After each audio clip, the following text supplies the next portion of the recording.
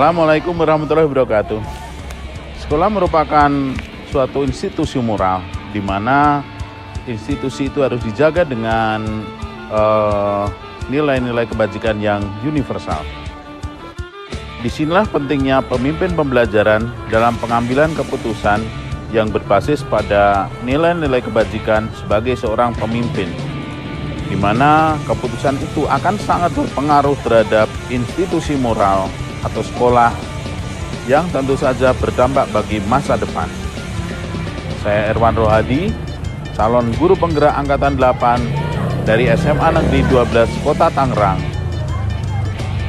Saksikan dan ikuti saya yang akan mewawancarai secara eksklusif Kepala Sekolah dari SMA Negeri 87 Jakarta dan SMA Negeri 12 Kota Tangerang. Selamat menyaksikan.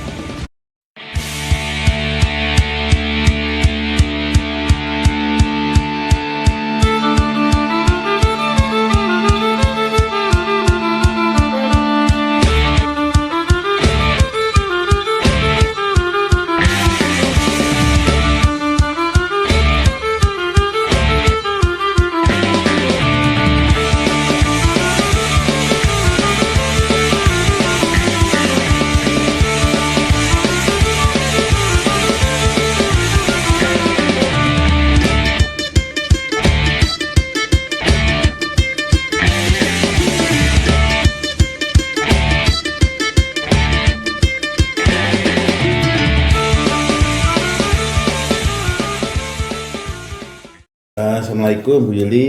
Ya, waalaikumsalam Pak Erwan. Gimana kabarnya nih?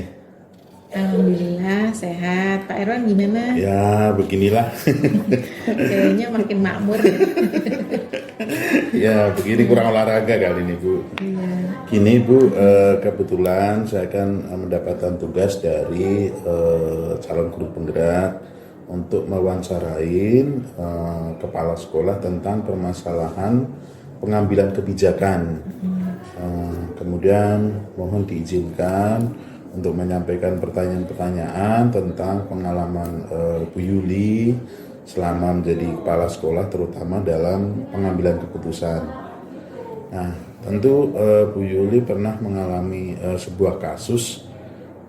Kemudian bagaimana caranya Bu Yuli itu bisa mengidentifikasi apakah kasus itu masuk ke ranah dilema etika atau bujukan moral.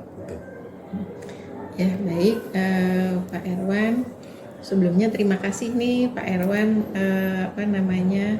memilih saya sebagai responden ya untuk wawancara terkait pengambilan keputusan.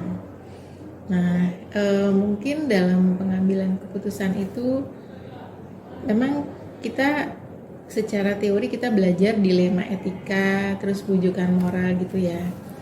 Tapi kalau sudah ketemu kasus dalam keseharian, itu kadang-kadang kita lupa ini termasuk yang mana gitu.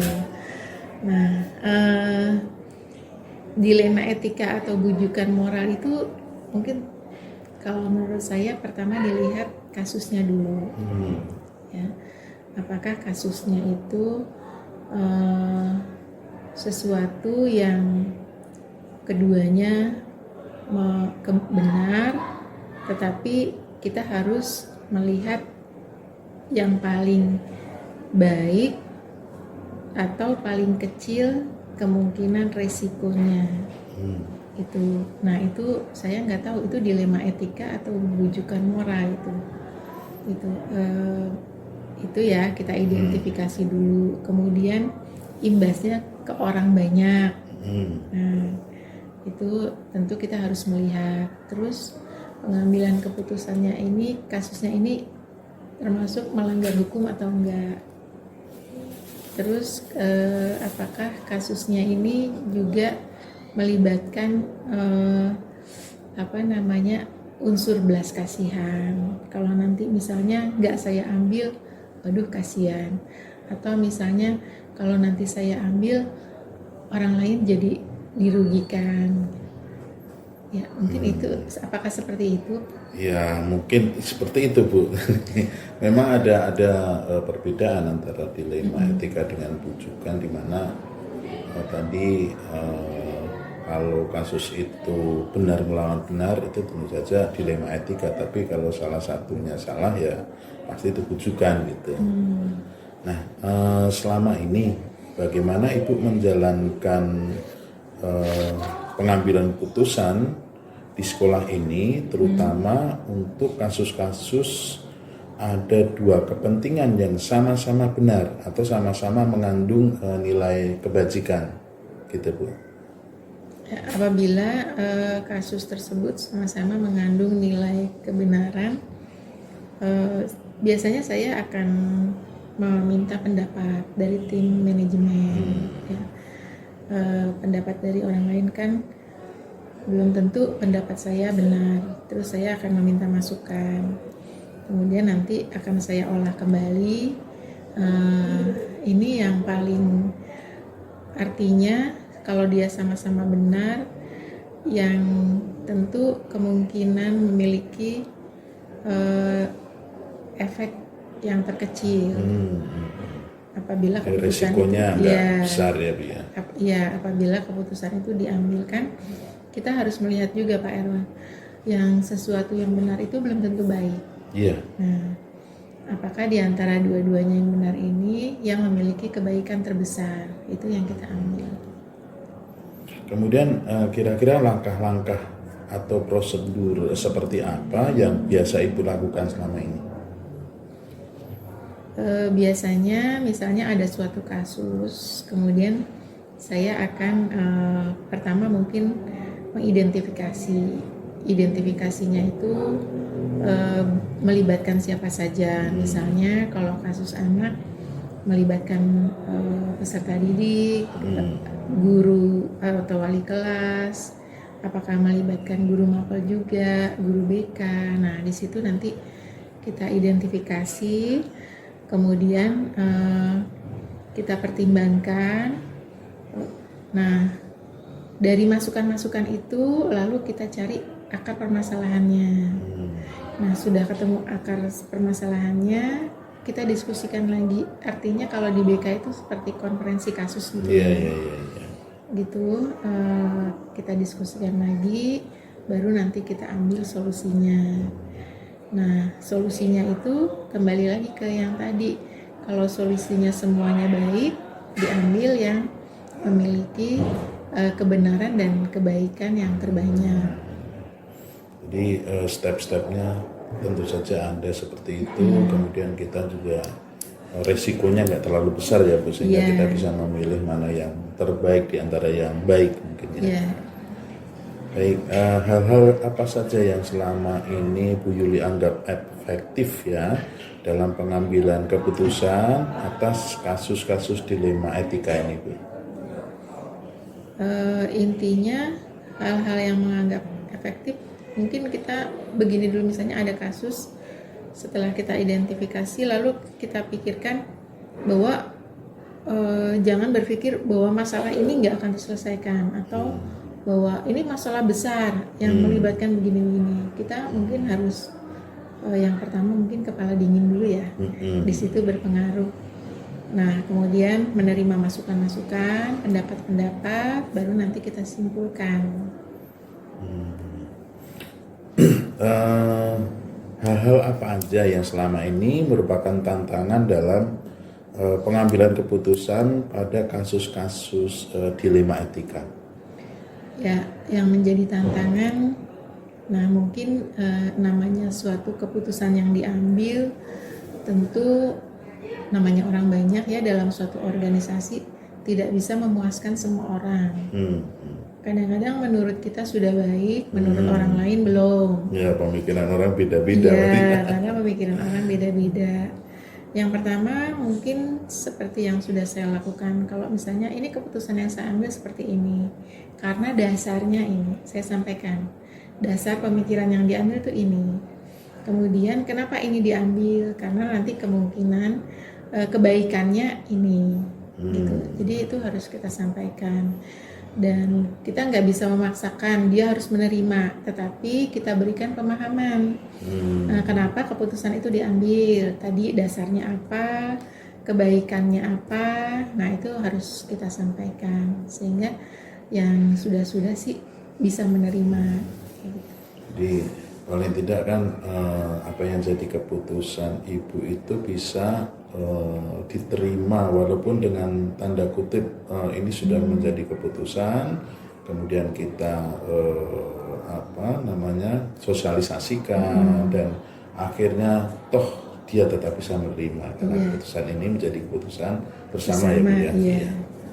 Baik, lanjut Bu. Kemudian apakah Ibu memiliki sebuah tata kelola atau jadwal tertentu gitu Bu, sebuah penyelesaian kasus dilema etika? Apakah Bu langsung menyelesaikan di tempat atau memiliki sebuah jadwal untuk menyelesaikannya? Kemudian bentuk atau prosedur seperti apa yang Bu Yuli jalankan? Biasanya kita lihat dulu Pak Erwan, kalau misalnya kasus itu darurat, memerlukan penyelesaian yang cepat, itu tentu akan kita prioritaskan. Ya, jadi di sini ada skala prioritas kasus. Kemudian dari yang cepat diselesaikan itu tadi kita identifikasi, kemudian siapa saja yang terlibat, kita ajak musyawarah. Gimana penyelesaiannya, solusinya. Nah, kemudian berikutnya kalau misalnya kasusnya masih menunggu lama, saya panggil juga untuk mendalami. Nah, coba tolong cari tahu kasus ini seperti apa. Nah, cari banyak masukan. Nah, seperti itu. Untuk yang cepat mungkin ya harus rapat darurat gitu ya. Tapi kalau gitu ya. kalau untuk kasus-kasus yang bisa menunggu, kita ada jadwal rutin gitu. Misalnya setiap bulan itu wali kelas berkumpul untuk kita cari tahu atau mereka menyampaikan perkembangan kasus-kasus di kelasnya. Nah, dari situ nanti mana yang perlu diselesaikan terlebih dahulu, mana yang bisa menunggu, mana yang harus didalami. Luar biasa nih pengalaman Ibu sampai bisa detail begitu untuk step-stepnya, mana yang harus prioritas, mana yang rutinitas, mana yang mungkin bisa diputuskan nantinya. Lanjut ya Bu ya. Apakah seseorang atau faktor apa yang selama ini mempermudah atau membantu Ibu dalam pengambilan keputusan dalam kasus-kasus dilema etika? Ya, baik. Bersyukurnya Pak Erwan di sini itu timnya solid ya, sehingga itu mempermudah saya mengambil keputusan, apalagi kalau kasus itu merupakan dilema etika.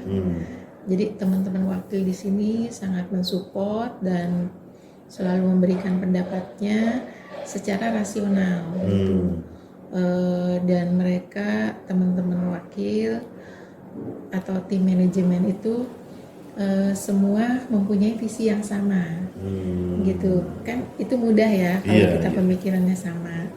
Nah kemudian dengan di lapis kedua dengan wali kelas. Nah wali kelas ini juga sudah mulai banyak nih pemikiran-pemikiran, tapi harus kita sampaikan dulu bahwa visi kita ini kita harus sepakat dulu nih. Setiap ada kasus kita sepakat dulu visi kita ini. Nah kalau sudah tentu diskusinya enak ya, biasanya itu. Kemudian teman-teman BK, guru-guru yang setiap saya briefing selalu kita menyampaikan visi sekolah kita harus sepakat, kita harus memberikan pelayanan terbaik, bawa anak yang utama. Nah kalau itu kita sudah semua sepemahaman, itu mempermudah penyelesaian kasus. Apalagi kalau terkait kasusnya yang kayaknya ini benar, mana yang paling benar? Iya, agak susah memang. Iya. Ya luar biasa itu. Jadi memang kalau dalam sekolah ada tim yang solid, kemudian kita mengorganisirnya juga lebih mudah ya Bu ya. Baik, yang terakhir nih Bu, dari semua yang telah disampaikan, pembelajaran apa yang dapat Bu Yuli petik Kemudian pengalaman dalam pengalaman pengambilan keputusan ini, Bu. Ya, eh, baik Pak Erwan, pembelajaran yang saya ambil banyak ya. Jadi memang tidak ada sekolahnya penyelesaian kasus kan ya. Iya, Semua betul. dari pengalaman gitu. Misalnya dalam suatu kasus sudah kita ambil keputusan, oh ternyata penyelesaiannya kemarin kurang pas. Nah itu jadi dasar. Besok kalau ada kasus yang sama, oh kemarin penyelesaiannya seperti ini nggak pas, berarti harus diambil yang ini gitu. Itu jadi kita harus belajar dari masalah juga Pak. Kita harus belajar dari kasus-kasus sebelumnya. Kemudian pembelajaran yang bisa diambil bagaimana tadi kita mensolidkan tim, ya karena kalau ada satu aja yang nggak sepaham itu akan memperberat pengambilan keputusan gitu. Nah kemudian yang berikutnya mungkin kadang-kadang kita nggak bisa kaku Pak Erwan, ya harus di sini perlu sangat bijak. Gitu. Iya, paling susah itu. Iya. Fleksibel lah paling tidak. Itu harus fleksibel, tidak bisa kaku dan memberikan pemahaman, apalagi Bapak Ibu guru yang istilahnya mereka juga berpengalaman ya dalam membina siswa gitu kan, katanya yang paling sulit itu ngajari guru kan gitu. Ada tapi mungkin dari obrolan dari hati ke hati, nah itu bisa masuk. Kalau kita keras misalnya ini aturan seperti ini harus dijalankan, itu nggak bisa gitu. Dilema lagi. Iya, malah timbul dilema lagi gitu. Jadi ya itu kita mixkan gitu.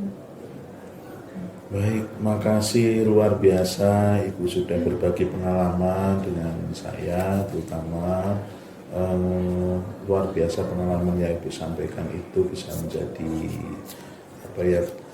pengalaman pribadi saya nanti ketika menempuh ke depan apabila nanti diberikan kesempatan ya.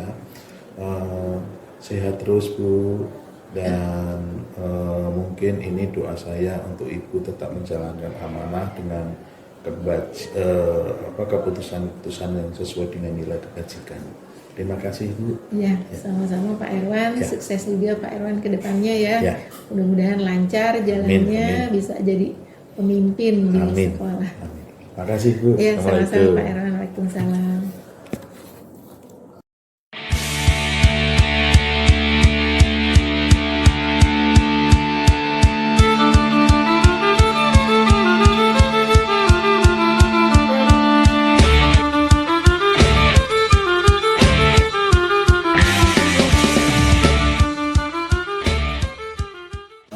Assalamualaikum Bu Nunung. Waalaikumsalam warahmatullahi wabarakatuh, Pak Erwan. Gimana Bu kabarnya? Alhamdulillah baik, sehat.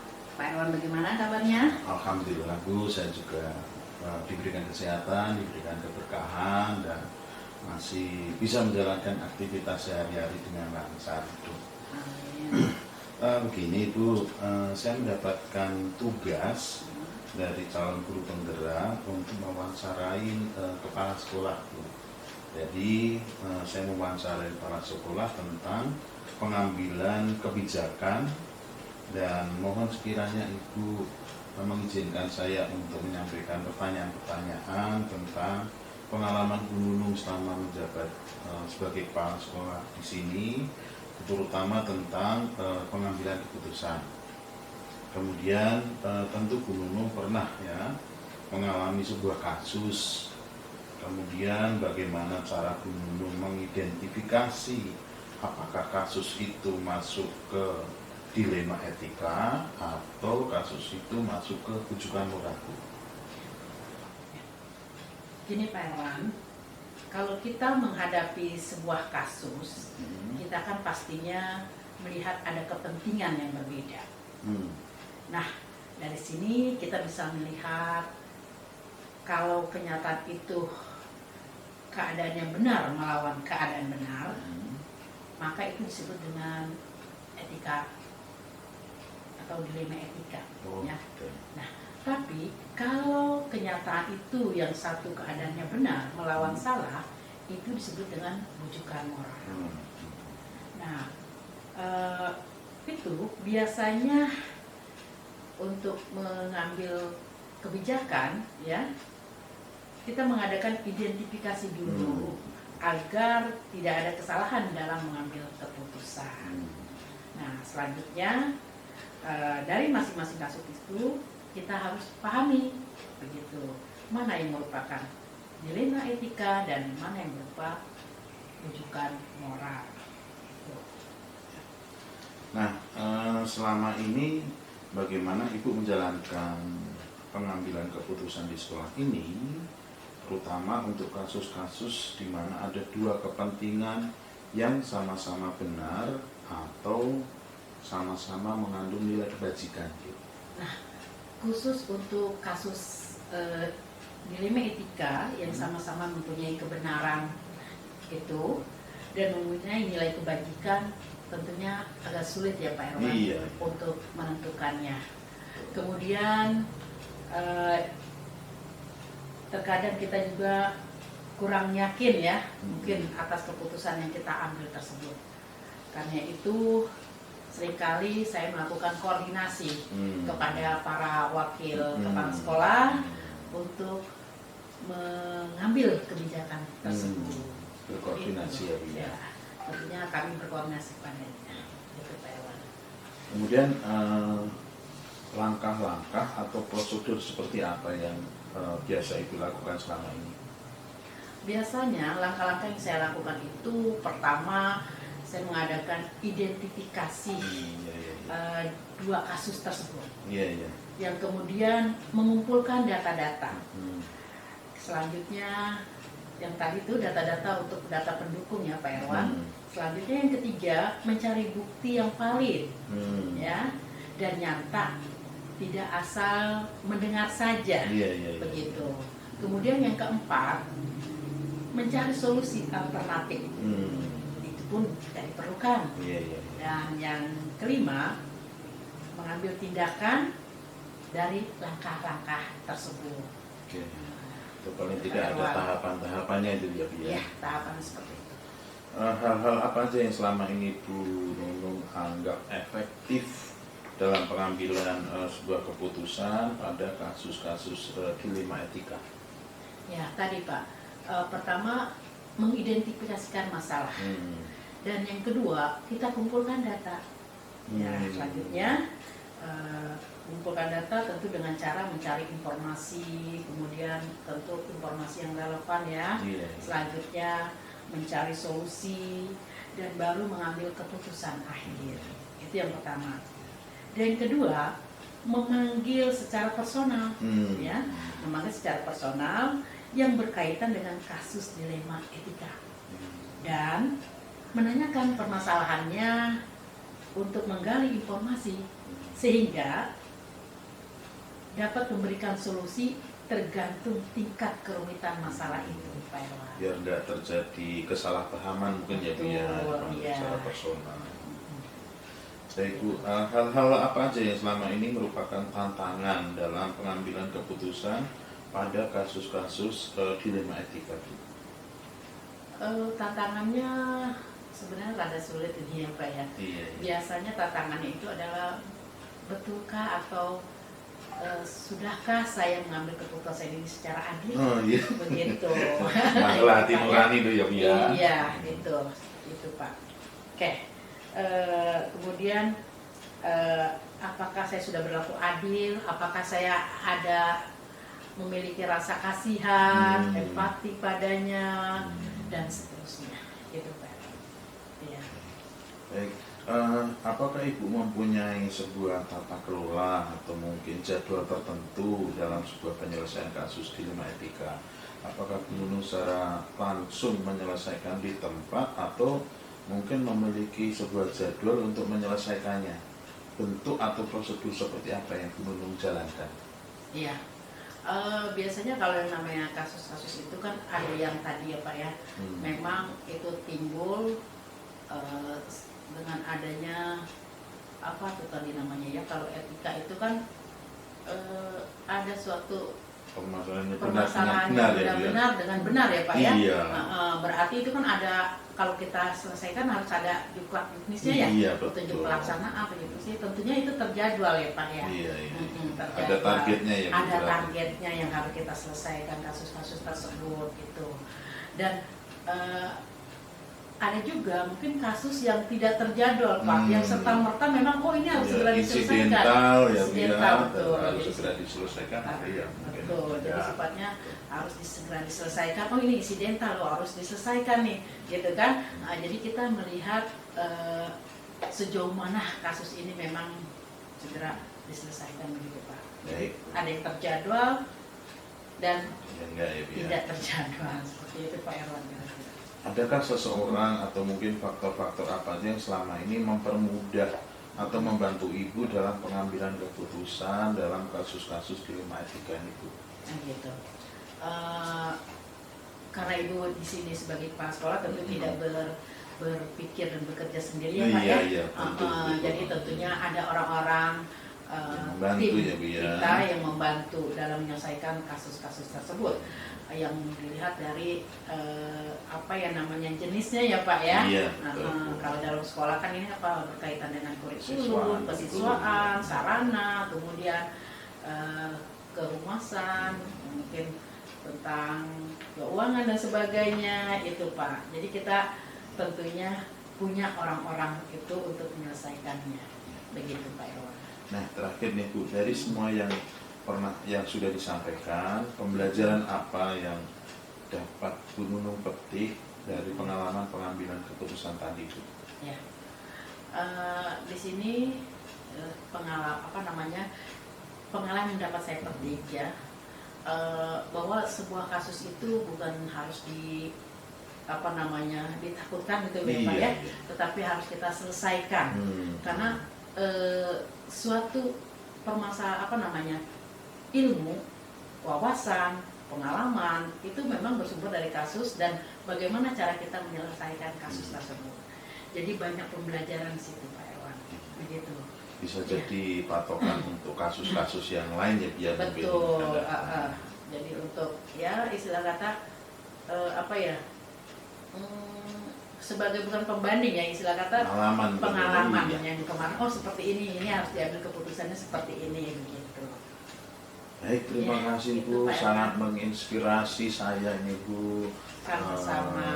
Saya mungkin kalau nanti diberikan kesempatan menjadi pimpinan pembelajaran di masa depan ya, saya bisa belajar banyak dengan Ibu seperti ini. Insyaallah. Semoga jadi berkah Ibu, menginspirasi saya dan mohon doanya Ibu ya.